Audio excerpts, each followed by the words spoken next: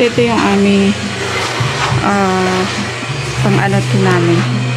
19 days. So, ito, magdan to siya sa likod. Pinalagyan ng storage area. Hindi, wala tong paint kasi lalagyan daw nila kuya ng floated panel. So, bali dito, nilagyan na lang namin siya ng sarado kasi pangit naman. Wala, dahil hagdan nga po yan siya. So, bali, ang usapan kasi talaga namin dito is shelves lang dun sa ilalim.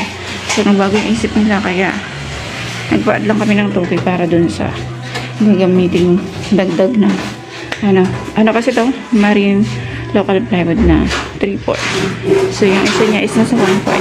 Then, dito nagpalagay talaga siya ng 3 gang outlet. Kasi nga, dyan yung ikakabit yung kanyang TV. So, ito yung pinag-alis ng CR. Hindi pa kami nakapag-tiles. Pero, ayan, nalinis na namin siya. Na skin coat na. Lilihain na lang yan. Then, paint. Then, ito na yung pinto. May pintuan siya. So, maliit siya. 50 lang. 50 lang kasi yung request nila kuya na pinto. Kasi yung 50 na yan na buo yata. Lalagyan nila ng salamin. So, yan. Ito na yung tiles din. Itong area na to. Sa bar, gamit ng 60 by 60 na block.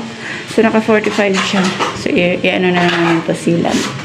So, yan ang block. Then, request nila na maliit lang yung lababo. Kasi, mas malaki yung kanilang cook.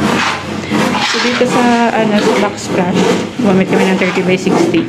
So, sa head ng kitchen counter. 60 by 60. Then dito, nagnagay ng isang ilaw. Then, kisame. Isang ilaw din yung sakan na yun para sa range hold din yung butas na yun. May sasakan kasi kung may rice cooker. Then, dito para sa ref. Dito sa ilalim ng bar, meron din po yung saksakan. So, ayan. Meron kami diyang nilagay ng kasi kung halimbawa mag-troubleshoot, diyan nilang buksan. Ang nakalagay kasi dito nila, dati nila kuya, may saksakan sila dito nakasabit. Then, nilagay nila ng plastic molding pupunta doon kasi doon din sila kumuha ng source.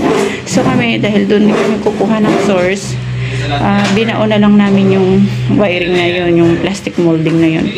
So, ibabalik namin to sa kanila. Kasi sa kanila talaga to. Ito yung tinanggal namin na wire na naka plastic molding. Then, dito, ito na yung katapos namin. Katapos na doon, ipali-out ko to din. After nyan, ito. So, dito, PVC door. Yan yung napili nilang kulay. So, may plastic pa po yan kasi nga, di may iwasang madumi. Madumihan. So, lang plastic lang siya. Mabilis siya magasgas kahit lang siya, tilamsik ng pag nitong semento, nagagasgas siya. So, ayan yung sa loob. Dito gumamit ng 60 by 60. So, may kisame na rin yan. Kisame din isang ilaw. Nakabrod po yan ng switch. Ang dalawa kasi parang iwasan yung mabilis masira yung exhaust fan. Kasi nga, maliit lang yung dinamo ng exhaust fan. So, ayan. Dito sa flooring, gumamit ng 60 by 60. Then, yung sa floor drain, yung pang linear.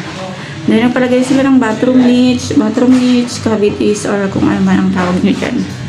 Then, dito, patungan ng lavatory. Simple lang yung kanilang shower na napili. Sila kasi bumili ng shower. Then, dito sa taas. Okay na kami dito sa taas. Sa second floor. Yung sa taas nito. Kasi nga, ano yan eh. Ano lang kami doon. Rough finish. Yan. Kung makita nyo. Yung kwarto na yan. Yung may pinto na yan. Pinto yan dito dati sa baba. Pinalipat yun ni kuya para hindi na siya mag-add cost. So, okay na yan. Kaya nakasarado kasi nandun na yung ibang gamit nila kuya. Nilipat na nila doon. So, nakasarado na yan. Hindi na tayo makakapasok. Pero may previous video naman ako ng itsura ng loob niyan. Gagawin kasi nila yung doon na parang lagay ng mga gamit nila din. Labahan. So, ayan. Yan dito. Yung sa, ito pala, pinalagyan si Jasper kasi nakahubad-hubad pa eh. Ito pinalagyan ni kuya ng natatanggal-tanggal para dito nyo naman siya kasi wala na kaming chance doon dahil gawa na yung harap niya. Hindi kami yung gumawa ng harap. Kaya wala siyang ganito doon. Nalawin namin ginagawa na may manhole.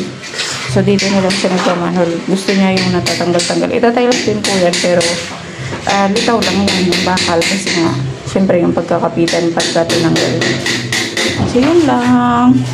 Yan yung aming pang 19 days. So, ayan. Ito na yung may paint namin dito. Yan. Saka ito. Yung nagalisan.